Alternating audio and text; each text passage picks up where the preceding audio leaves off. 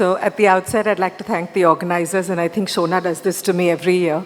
We're going to go through 10 abstracts, and I'm going to try and keep it as quick as possible. With all the de-escalation that we've been listening to since morning, both surgery, radiotherapy, this abstract talks about escalation in terms of screening.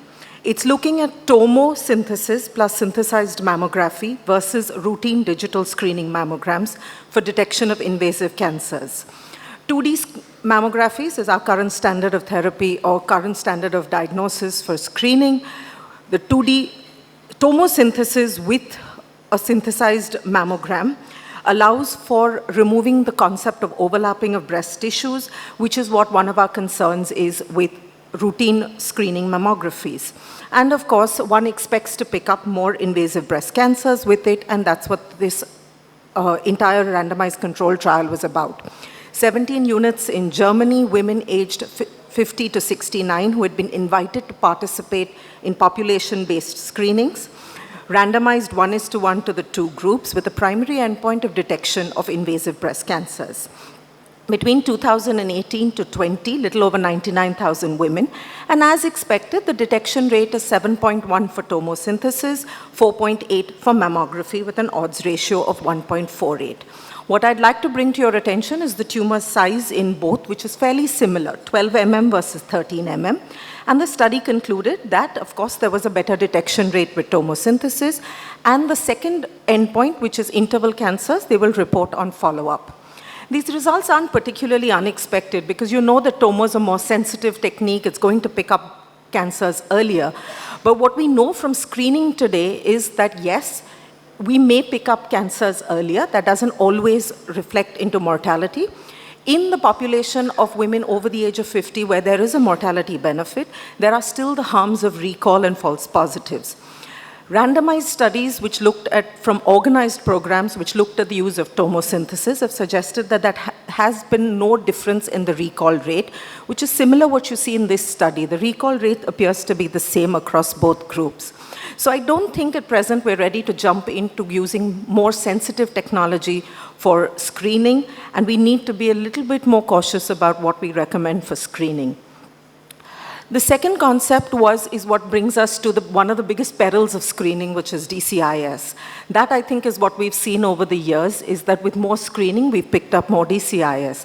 The original paper was by Wright et al., which talked about, it was just a review on understanding the fact that we're doing a lot of overtreatment for DCIS.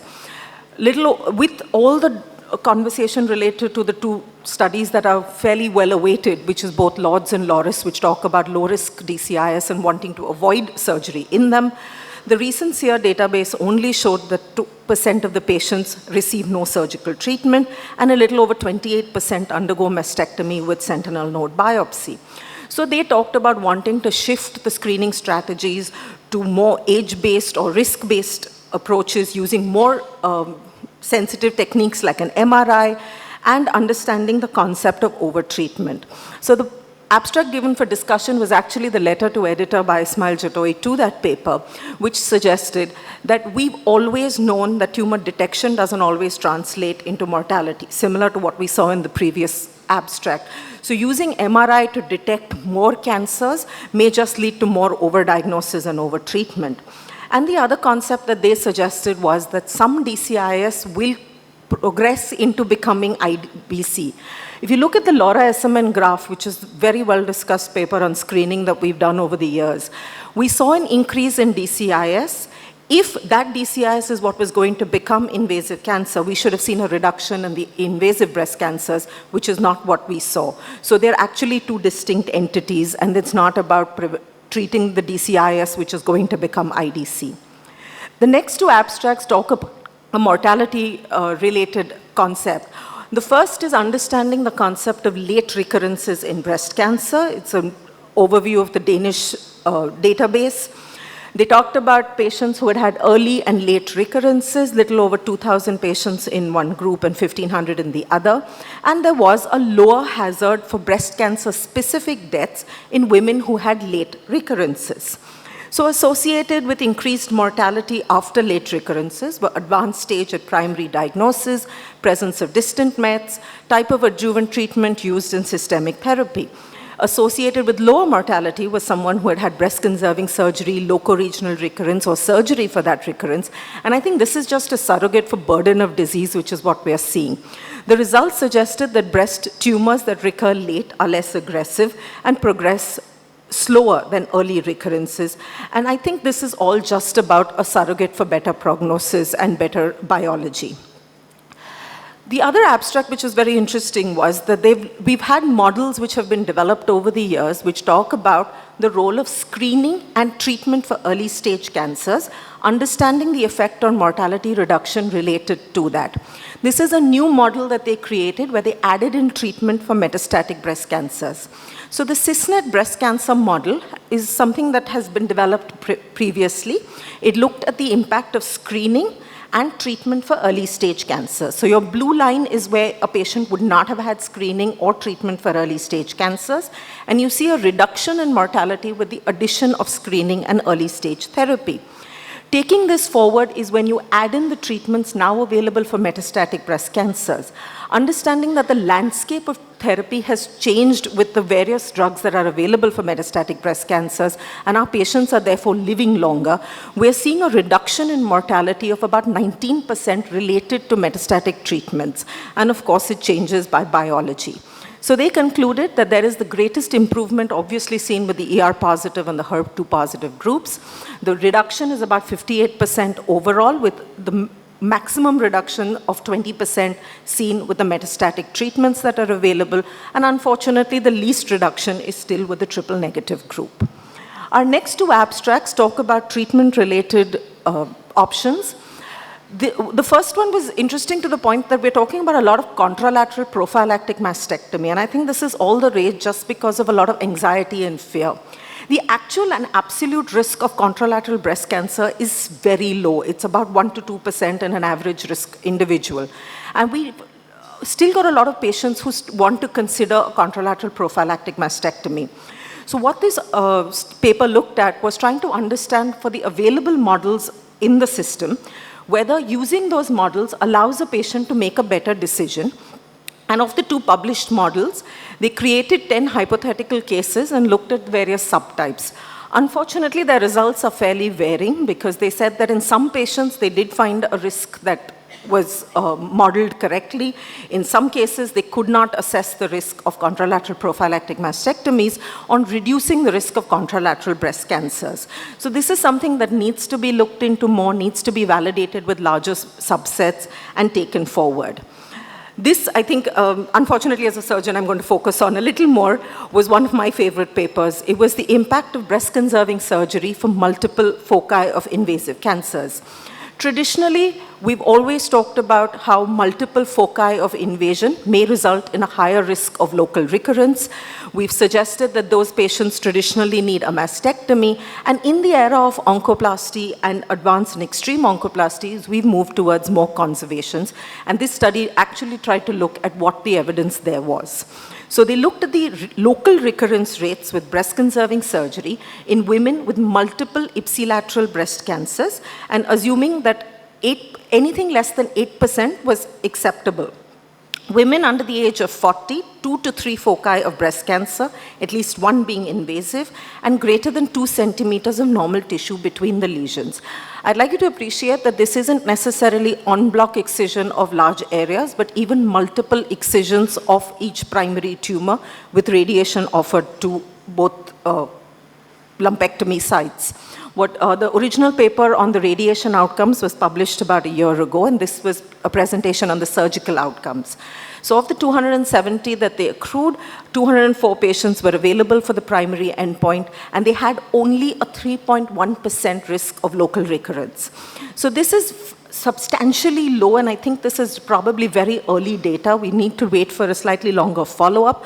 But what we did see that it didn't seem to differ based on usual prognostic factors, except for, of course, the number of foci. There was a difference across tumor subtypes and biology, most of which did not reach significance. What they did say, of course, was that the use of an MRI helped in reducing this risk of local recurrence. So if your patient had had an MRI, you would have been able to reduce the risk of recurrence to 3 by 189 out of versus 3 by 15. One, numbers are completely skewed on the patients that did or did not have an MRI. And I'll bring your attention to the meta-analysis published by Hossami et al., which very clearly showed us in a large group of a little over, I think this is about 35,000 women, individual patient data-based meta-analysis, which suggested that there was no difference in local recurrence with or without the use of an MRI. So I think that the conclusions from the author suggesting that the pre-op MRI reduced the risk of local recurrence is a little early and a little unbalanced in this study. But yes, there does seem to be some benefit to be able to offer someone with multiple foci, up to about 2 for sure, low-risk disease, an option of BCT with 2 sites of lumpectomy. The other 2 papers on radiotherapy, one of course on de-escalation for radiotherapy in a patient who's had neoadjuvant chemotherapy. So our current guidelines of radiotherapy all talk about once you've done an excision, you base it on what was the primary tumor and the primary stage of disease. So they wanted to look at, in this current era of us giving neoadjuvant chemotherapy to almost everybody, where do we stand in terms of radiotherapy? So they were looking at the oncological safety of de-escalation of locoregional radiotherapy in women receiving NACT.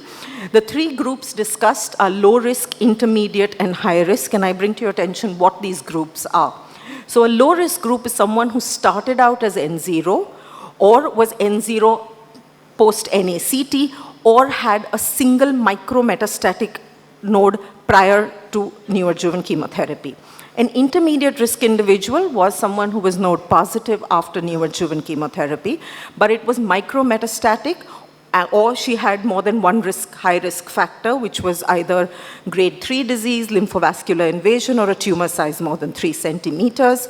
And a high risk individual is someone who had 2 to 3 nodes, which were macrometastatic or multiple high risk features. So when we looked at this data, the 5-year locoregional survival was fairly low. It's about 2.2% overall, and irrespective of the risk category, it was somewhere between 2.1 to 2.3%. And the author suggested that there is a role to consider de-escalation of radiotherapy for patients receiving neoadjuvant chemotherapy in a certain select group of patients by correctly identifying which patient was low risk to start with. Flash radiotherapy is just an abstract, is a protocol that they've published. Interesting to note that the concept is basically based on proton therapy. We heard our previous speakers also discuss a lot of how proton radiotherapy is moving into ultrafractionation in a large way. And this protocol is about giving ultra high doses of greater than 40 gray per second because you feel that that's going to reduce the risk or the damage to normal tissue. And they're moving this into the clinic for the first time in a feasibility study using proton radiotherapy for women with symptomatic bone mets. This is just I'd say the protocol that's being discussed, and I think they're trying to highlight the fact and bring it to attention that this is something that's coming up in a big way. Our last 2 abstracts are on treatment sequelae. I think the one thing that was shared with me, which I should have put up as the first slide, was our first ethos is do no harm. So if anything is going to look at additional risk of disease beyond treatment, that's something that we need to be very cognizant of. So the first of those abstracts is a retrospective cohort review, which talks about treatment-related soft tissue sarcomas in 2 cohorts in the US. The first being the KP cohort and the second the SEER database. Large numbers with long follow-up of about 8 to 9 years. The incidence seems very low. It says it's only about 0.1% of the entire cohort. Most of those are angiosarcomas, a couple of other types of sarcomas, and of course, most of the associations are with radiotherapy. What was interesting, however, was that the angiosarcoma risk in the KP cohort was even associated with history of hypertension and diabetes, and with a certain group of breast-conserving surgery with radiotherapy in the SEER cohort. And I think what we need to look at what we need to look at is understanding when we're offering patients certain types of radiotherapy and trying to move our radiotherapy concepts forward, we need to be able to understand what we're discussing long-term with our patients. Similar to the entire concept of the large buzz that we had on anaplastic large cell lymphomas, where we talked about the risk related to with implants. In about 2011, there was an FDA warning or issued which suggested that there was a great association with implants or textured implants and the risk of anaphylactic large cell lymphomas. So this group has looked at it in terms of incidence from the SEER database from 2000 to 2018. As expected, there is an increasing risk of it. The risk was highest between 2012, or the incidence was highest between 2012 to 2018. And this may just be because we've become more aware of it, we're noticing it more. And of course, there was a sudden burst of the use of implants in the US between 2005 to 15. All of this, one must understand, is a certain amount of risk that we have to be aware of. If you have a patient that you're using implants on, most of us have moved towards micro-textured implants rather than routine implants. We've also moved towards being more aware of it and keeping our patients on close follow-up related to that. Today, it is estimated that about 5% of the women in the US have implants and need to be on closer follow-up related to the same. Thank you very much.